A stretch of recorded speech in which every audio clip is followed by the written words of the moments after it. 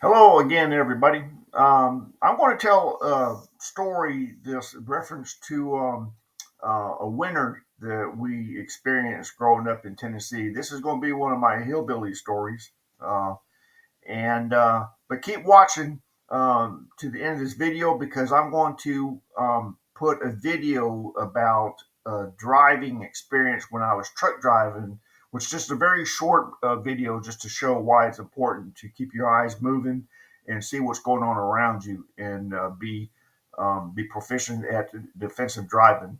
But anyway, back about the original topic of the story. Um, this is probably about maybe 19 70, 75. I'm going to say, 74, 75. We was living down in the holler. It was actually called Trammell Holler. And if you don't know what a holler is, out in the country, Tennessee and Kentucky, say there's two hills and there's a road that goes down in between these two large hills, and there's normally just enough property for for a small farm, and then in the back of the property, or the front, there's normally a creek. The water flows downhill, and there's a creek that normally runs through hollers. Well, that creek is where we got our drinking water from, and drinking water was also fed from a spring. Um, and like I said in one of my videos before, we didn't have drinking water, or we didn't have running water in the house. I was a running water as fast as I could run down to the creek and fill up them water jugs and carry them back to the house. Well, this particular winter, I think it got like 7 degrees Fahrenheit. And that was pretty low for this part of Tennessee. This was around Westmoreland, Tennessee, and a little bit northeast of Nashville, almost to the Kentucky state line. But anyway, uh, we had one cow. Her name was Mama, and there were several times that when it was like really really cold, and I would go down to the creek to get water, I would have to chase Mama, the cow, our milk cow, off of the creek. She was standing on the actual creek, on the ice on the creek, licking the ice, trying to hydrate herself. And so that was well, as a kid, it was brutal anyway, because kids don't like it, so cold. And I remember that I would chase Mama off of the ice. Then I would have to get down on my knees, twist the caps off of the gallon jugs, get a sledgehammer that I would carry down there, bust a hole in the ice big enough for the jugs to go in the water. And sometimes it was so cold that by the time that I turn around, put the sledgehammer on the bank, and grab the jugs and turn around to put them in the water, the ice was already forming, that hole that I busted with the sledgehammer. So, but anyway, then we had to carry the water up to the house. I can tell you that a toilet normally takes 4 gallons of water, because we did have a toilet in there, have a bathroom.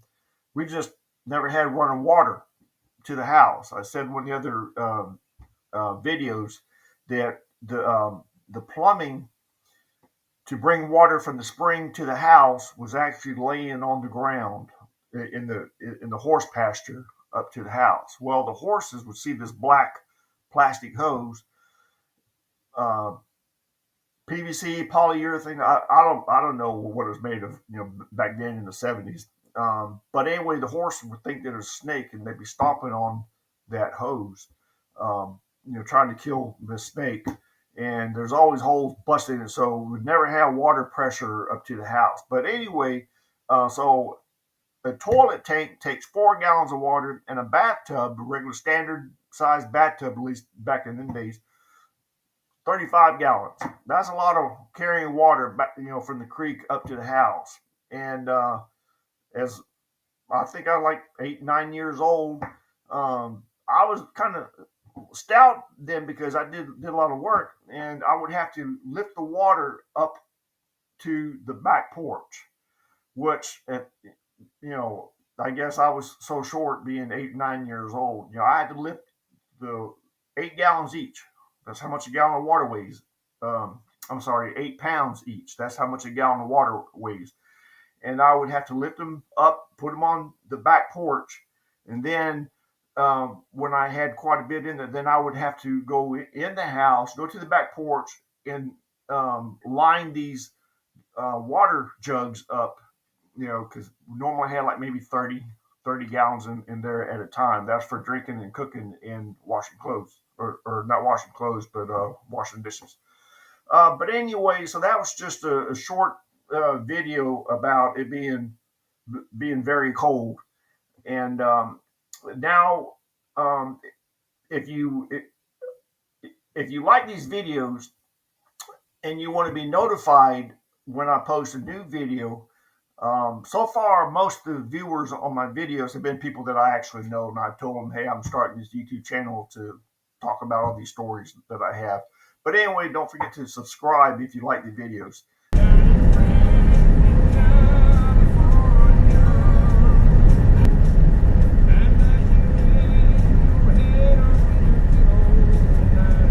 Check my mirrors every 3 to 5 seconds, as you should be when you drive a commercial vehicle, especially when you haul a big trailer.